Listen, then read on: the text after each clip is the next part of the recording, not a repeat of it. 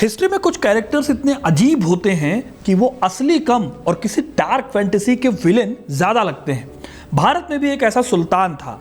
इसके खौफ के किस्से यूरोप तक मशहूर थे। बारबोसा और वर्थेमा जैसे यूरोपियन राइटर्स लिखते हैं कि इस सुल्तान का शरीर इतना जहरीला था कि उसकी स्किन पर बैठते ही मक्खियां दम तोड़ देती थी। वो रोज 35 किलो खाना खाता था और यूरोप के लोग उसे पॉइजन किंग कहते थे।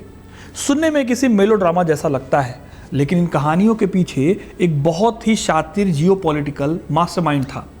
वो मास्टरमाइंड जिसने भारत को पश्चिमी ताकतों का गुलाम होने से 100 साल पहले बचाने की कोशिश की थी। ये कहानी है गुजरात के सबसे ताकतवर सुल्तान महमूद बेगड़ा की। महमूद बेगड़ा वो शासक था जिसने हिंद महासागर में पुर्तगालियों के बढ़ते समुद्री आतंकवाद को खत्म करने के लिए एक बहुत बड़ा इंटरनेशनल अलायंस बनाया था। मिस्र के मामलूक, वेनिस के ईसाइयों और तुर्की के ऑटोमन, इन तीनों को एक साथ लाने का काम महमूद बेगड़ा ने किया था और हिस्ट्री में ऐसी मिसाल मिलनी बहुत मुश्किल है। 1458 से 1511 के बीच के दौर में जब गुजरात ग्लोबल ट्रेड का सबसे बड़ा चौक पॉइंट होता था, तब महमूद बेगड़ा ने बहुत इंपॉर्टेंट रोल निभाया गुजरात की इकोनॉमी में। अब सवाल ये उठता है कि 15वीं सदी के उस गहरे पावर वैक्यूम में एक 13 साल का लड़का जिसके सिर पर हमेशा मौत मंडराती थी, वो इतना खूंखार और विजनरी सुल्तान कैसे बना। आज मैं आपको बताऊंगा उस सुल्तान की कहानी जो एक मास्टरमाइंड था, लेकिन उसकी इमेज को लिमिट कर दिया गया जहरीले सुल्तान तक। तो वीडियो को पूरा देखिएगा, क्योंकि अपना इतिहास नहीं जानोगे तो खुद को कैसे पहचानोगे। साल 1458 का वो दौर जब गुजरात का शाही दरबार साजिशों और धोखे, खून खराबे का अखाड़ा बन चुका था। इसी खून खराबे और डरावने माहौल के बीच 13 साल के एक लड़के को सुल्तान घोषित किया गया। लड़के का नाम था फतेह खान। यही फतेह खान आगे चलकर अबू अल फतेह नासिरुद्दीन महमूद शाह प्रथम बना। दुनिया इसे आज महमूद बेगड़ा के नाम से जानती है। महमूद बेगड़ा के नाम की स्टोरी आपको आगे पता चलेगी। फिलहाल एक बच्चे के लिए एक खून से सने तख्त पर बैठना किसी मौत की सजा से कम नहीं था। महमूद का बचपन लगातार खौफ के साए में बीता था। महल की पॉलिटिक्स के तहत उसके अपने सौतेले भाई को उसी के सामने जहर देकर मार डाला गया। महल के हर पर्दे के पीछे, हर अंधेरे कोने में और हर खाने की थाली में एक हत्यारा छिपा हो सकता था। इस जानलेवा डर से बचने के लिए महमूद की मां बीबी मुगली ने एक बड़ा दांव खेला। बीबी मुगली असल में सिंध की एक सम्मा राजकुमारी थी। उन्होंने दरबार के सबसे ताकतवर सूफी संत हजरत शाह आलम की शरण ली ताकि उनके आध्यात्मिक और राजनीतिक रुतबे से महमूद की जान बचाई जा सके। कहा जाता है कि शाह आलम ने इस अनाथ शहजादे को अपनी सुरक्षा में लिया, लेकिन हत्यारों के जहर से बचने के लिए सिर्फ सूफी दुआएं काम की नहीं थी। महमूद के करीबियों ने उसे बचाने के लिए मिथ्रेडिज्म का सहारा लिया, एक ऐसी तकनीक जिसमें बचपन से ही महमूद को जहर की हल्की हल्की खुराकें देनी शुरू की गई। मकसद था कि उसका शरीर किसी भी तरह के जानलेवा जहर का आदी हो जाए। यही वो बायोलॉजिकल असलियत थी जिसने आगे चलकर यूरोपियन डायरीज में एक जहरीले इंसान की खौफनाक कहानियों को जन्म दिया। 13 साल की उम्र में गद्दी पर बैठते ही महमूद ने समझ लिया था कि अगर उसे भेड़ियों के बीच में जिंदा रहना है तो उसे सबसे बड़ा भेड़िया बनना होगा। जब भी उसे अपने खिलाफ एक शुरुआती बगावत की भनक लगी, उसने कोई रहम नहीं दिखाया। सुल्तान ने विद्रोहियों का ऐसा बेरहम कत्लेआम करवाया कि पूरे गुजरात में सन्नाटा छा गया। लेकिन सत्ता को लंबे टाइम तक सिर्फ तलवार के दम पर नहीं चला सकते। महमूद बेगड़ा भी सिर्फ एक क्रूर हत्यारा नहीं था। उसके अंदर एक बहुत ही बारीक इकोनॉमिस्ट और एक अर्बन प्लानर छिपा हुआ था। वो जानता था कि गुजरात की असली ताकत उसकी तलवार में नहीं, उसके ट्रेड में है। उस दौर का गुजरात आज के दुबई या वॉल स्ट्रीट की तरह था। ये वो ग्लोबल ब्रिज था जो साउथ ईस्ट एशिया के मलक्का से मसालों को उठाता था, लाल सागर होते हुए यूरोप के वेनिस तक पहुंचाता था। इस ग्लोबल सप्लाई चेन को गुजरात के हिंदू और जैन बनिया व्यापारी चलाते थे। कहा जाता है कि हर साल करीब 5000 से ज़्यादा गुजराती ट्रेडर्स मलक्का के बंदरगाहों पर जाते थे।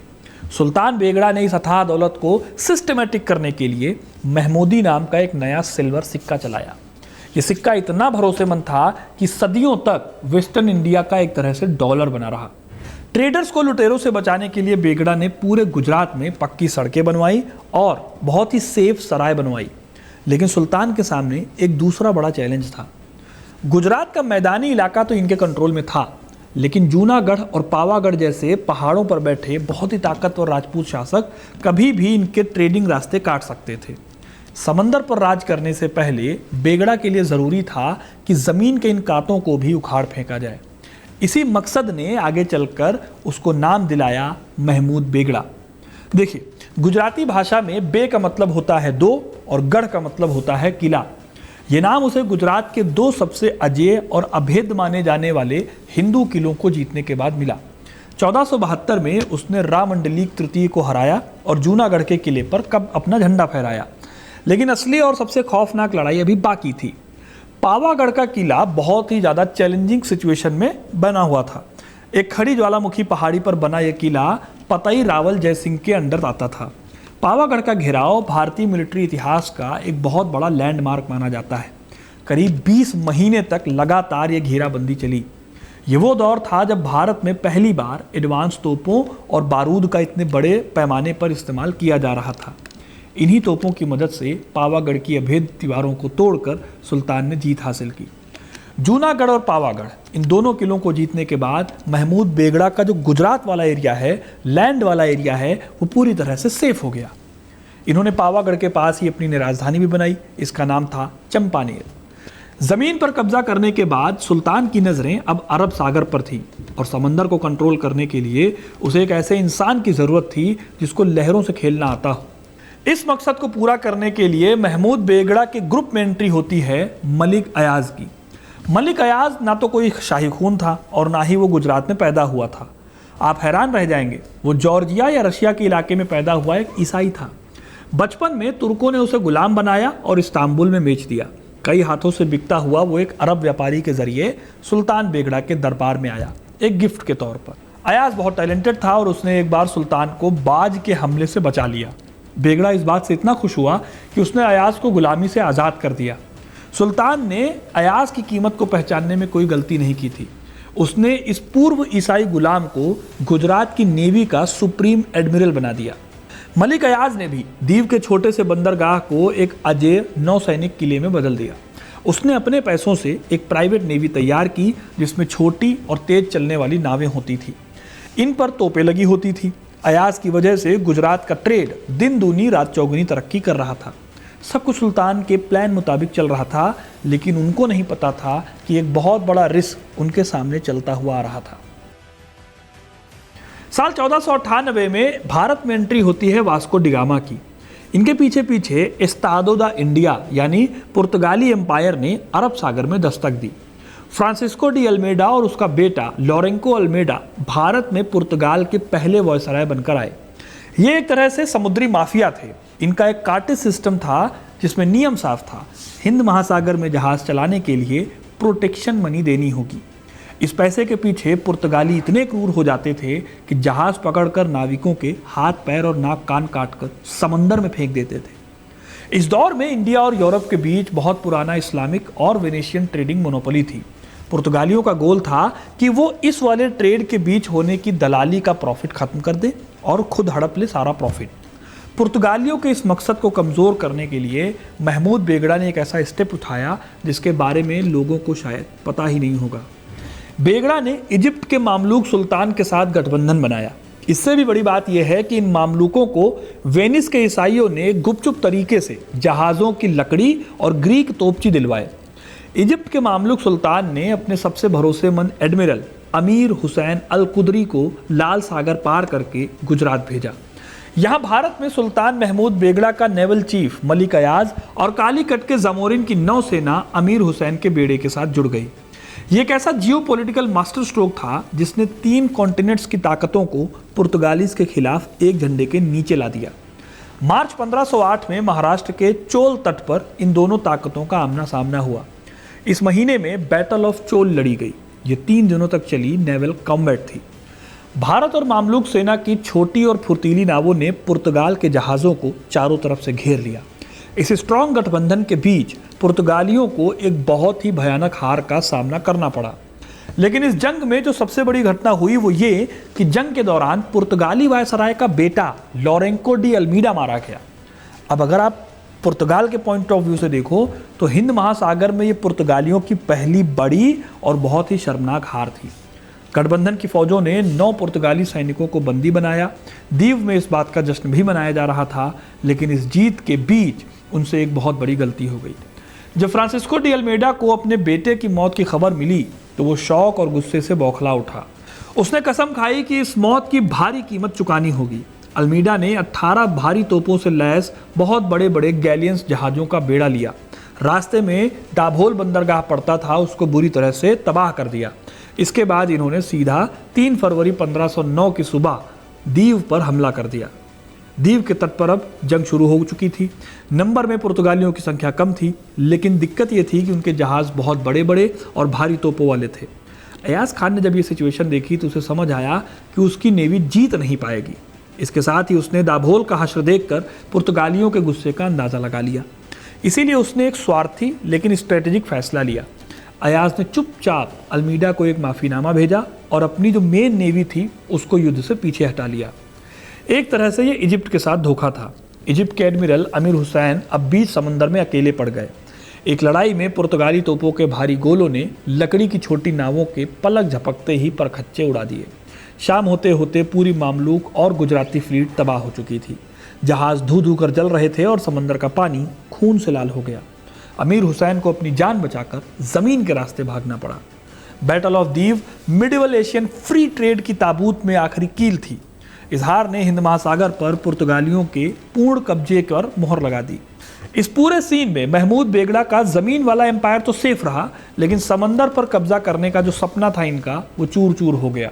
अल्मीडा के बाद आए अल्फोंसो डी अल्बुकुर्क ने सूरत, रांदेर और बेसिन जैसे बंदरगाहों को जलाकर राख कर दिया। इस तरह दीव की हार ने एशिया में पश्चिमी देशों की कॉलोनिज्म की नींव डालने का भी काम किया। दीव की लड़ाई में हार के बाद महमूद बेगड़ा ने एक प्रैक्टिकल फैसला लिया। उसने पुर्तगालियों के साथ एक शांति समझौता किया और सबसे बड़ी कीमत चुकाते हुए कार्टस सिस्टम पर अपनी मौन स्वीकृति दे दी। इसका सीधा सा मतलब ये था कि अब गुजराती ट्रेडर्स को अरब सागर में अपने जहाज़ उतारने के लिए पुर्तगालियों को अच्छा खासा टैक्स देना होगा। अपनी लाइफ के आखिरी 2 साल बेगड़ा ने जंग लड़ने की बजाय अपने साम्राज्य को अंदर से मजबूत करने और चंपानेर की वास्तुकला पर ध्यान देने में बिताए। साल 1511 में उसकी मौत के साथ ही गुजरात सल्तनत का सबसे ताकतवर और सुनहरा दौर हमेशा के लिए ख़त्म हो गया। दोस्तों, महमूद बेगड़ा की जो लेगेसी है, इसको लेकर हिस्टोरियंस बहुत अलग अलग राय रखते हैं। 1611 में सिकंदर मंजू द्वारा लिखी गई फारसी क्रॉनिकल मिराते सिकंदरी बेगड़ा को एक बहुत ही कट्टर और रूढ़िवादी इस्लामिक गाजी के रूप में पेश करती है। ये किताब बताती है कि कैसे सुल्तान ने द्वारका पर हमला किया, वहाँ के प्रसिद्ध मंदिर को तोड़ा और वहाँ के हिंदू मुखिया को मारकर उसके शरीर के टुकड़े अहमदाबाद के दरवाजे पर लटका दिए। इस तरह से एक ऐसा शासक दिखाता है जो इस्लाम की स्थापना के लिए काफिरों का नाश कर रहा था। लेकिन कहानी में एक और ट्विस्ट है। जब हम उसी बेगड़ा के दरबार के एक हिंदू कवि उदय राज की लिखी संस्कृत महाकाव्य राज विनोद को पढ़ते हैं तो इमेज बहुत अलग नजर आती है।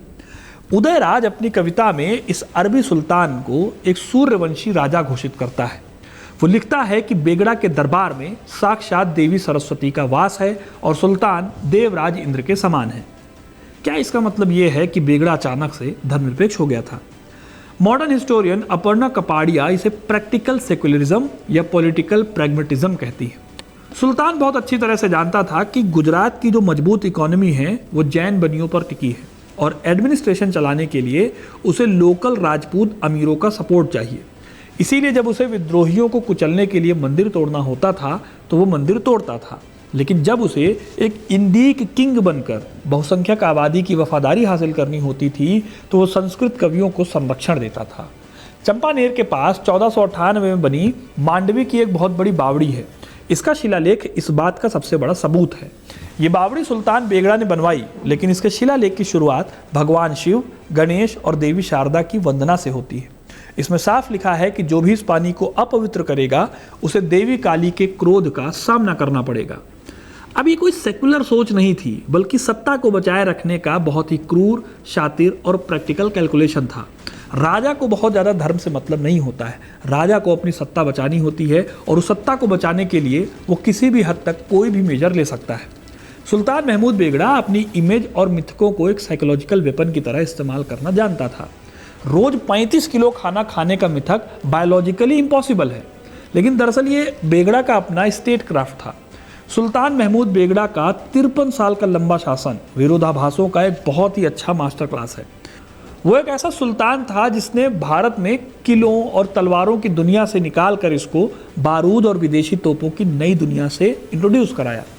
गुजरात की दौलत का अंदाजा आप सिर्फ इस बात से लगा सकते हो कि 1570 के दशक तक अकेले गुजरात के बंदरगाह से आने वाला रेवेन्यू पूरे पुर्तगाली साम्राज्य की एशियाई कमाई से 3 गुना ज़्यादा था। तो दोस्तों, ये थी कहानी महमूद बेगड़ा की। बेगड़ा की कहानी को देखकर लगता है कि ये ग्लोबल ट्रेड वॉर जो अभी आज आप देख रहे हैं स्ट्रेट ऑफ हॉर्मुज को लेकर, ये कोई नई चीज़ नहीं है। आज से 500 साल पहले 1509 में बैटल ऑफ दीव के साथ महमूद बेगड़ा ने ठीक ऐसा ही खतरनाक गेम खेला था। उसने अपने विजन से देश की ज़मीन तो बचा ली, लेकिन डिप्लोमेटिक धोखे और तोपों की कमी से वो अपने समंदर में हार गया।